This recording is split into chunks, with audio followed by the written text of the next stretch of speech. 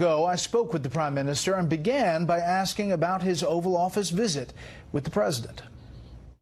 I was very happy with the meeting.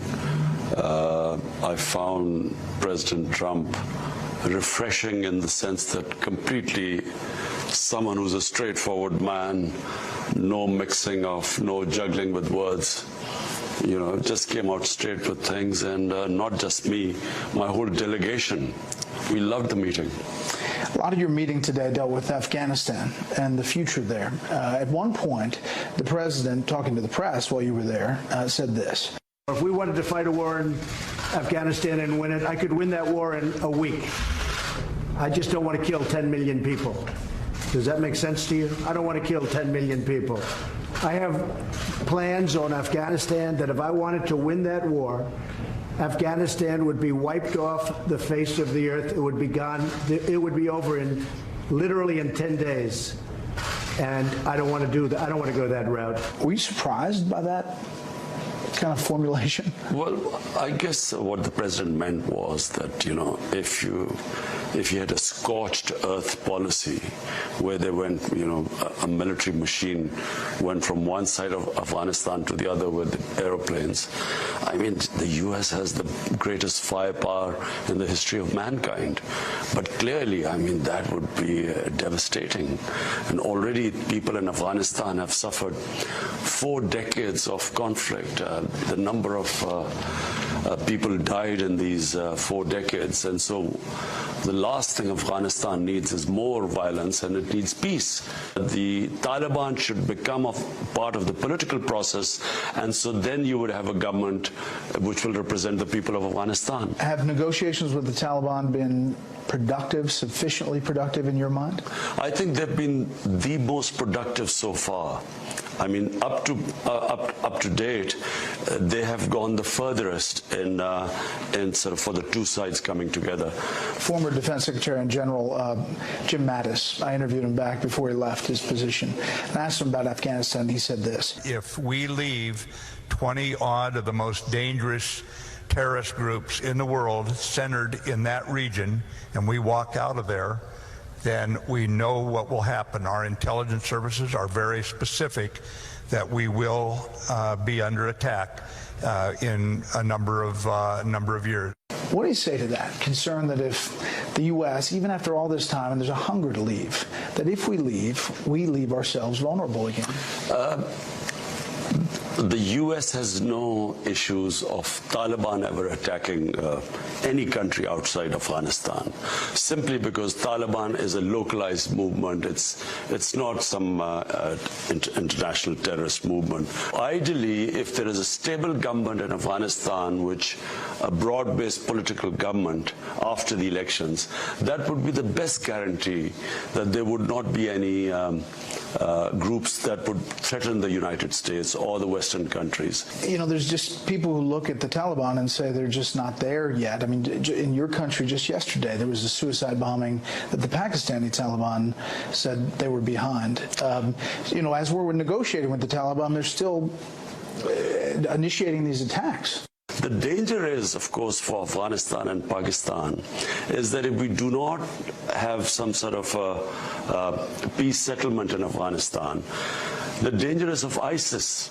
And ISIS is more of a danger not just to us, to Pakistan and Afghanistan, but actually to other countries too.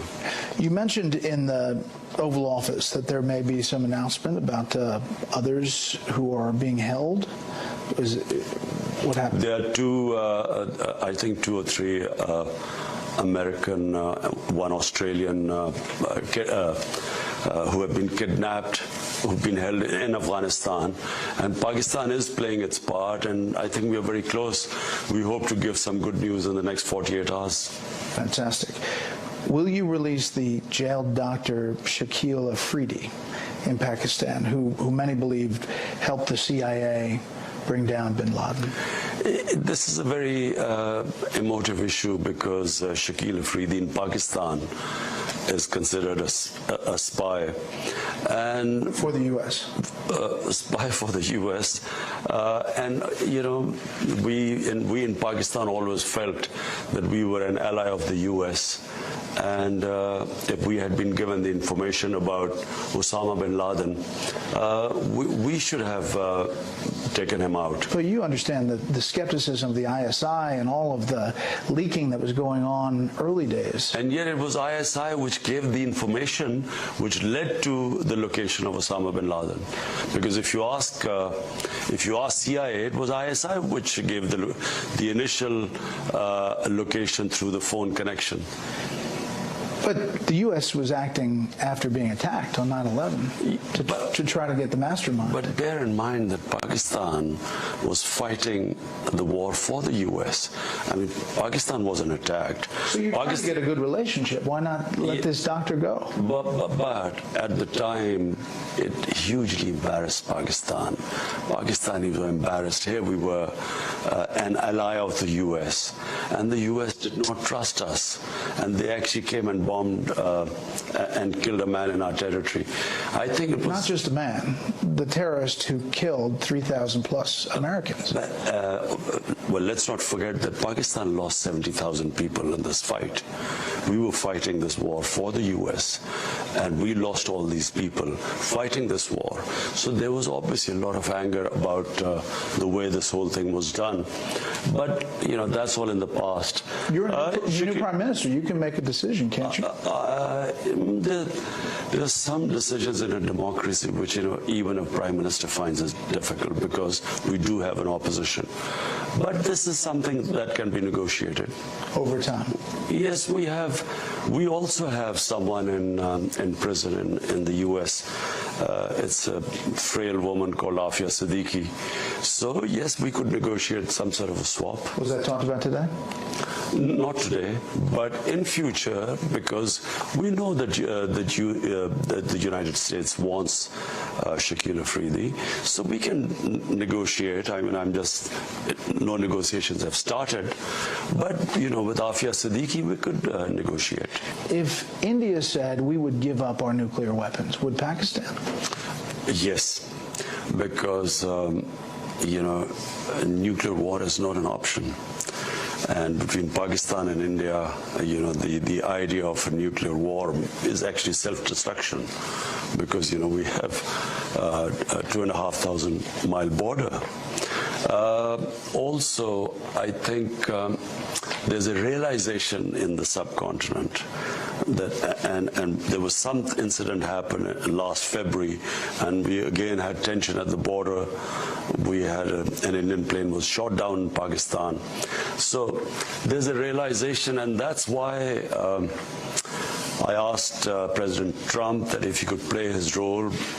U.S. is the most powerful country in the world, the only country that could mediate between Pakistan and India and resolve the only issue is Kashmir. The only reason for 70 years that we have not been able to live like civilized neighbors is because of Kashmir. You know, the Indians, you know, responded right away after that news conference, and they put out a statement saying, "We have seen the president's remarks to the press that he is ready to mediate if requested by India and Pakistan on the Kashmir issue. No such request has been made by Prime Minister Modi to the U.S. President. It has been India's consistent position that all outstanding issues with the Pakistanis are discussed only bilaterally." Goes on to talk about the various agreements only between India and Pakistan bilaterally. Because bilaterally there will never be. There was one point when there was General Musharraf and Prime Minister Vajpayee of India where we did get a bit close to the resolution of the Kashmir issue. But since then, it's just, you know, we are poles apart. And I really feel that India should come on the table. U.S. could play a big part. President Trump certainly can play a big part. And, you know, this is we're talking about 1.3 billion people on this earth. You know, imagine the dividends of peace if somehow that issue could be resolved. Do you think Iran wants a nuclear weapon? I can't say about Iran wanting a nuclear weapon, but as a neighbor of Iran, we certainly hope that this does not become a full-blown conflict. And what are you doing? Can you help with the transit of ships or the You know, we would love to help if obviously we were asked, because we are a neighbor of Iran. But I'm just saying that from what Pakistan has been through, this war on terror has cost us over 70,000 casualties, over 100 billion rupees lost to our economy. We still haven't recovered from it. Last thing we want is a conflict in Iran, which is obviously going to affect us. Not just affect us, it will affect oil prices, it will affect UAE, Saudi Arabia, and you know, we would do anything for there to be a peaceful resolution. There are concerns about your nuclear weapons and if terrorists ever possibly could get control of them. That's one of the concerns that the Pentagon and the intelligence community here worries about. Is there a worry? They have absolutely no need to worry about Pakistan's nuclear weapons, because Pakistan has one of the most professional armies.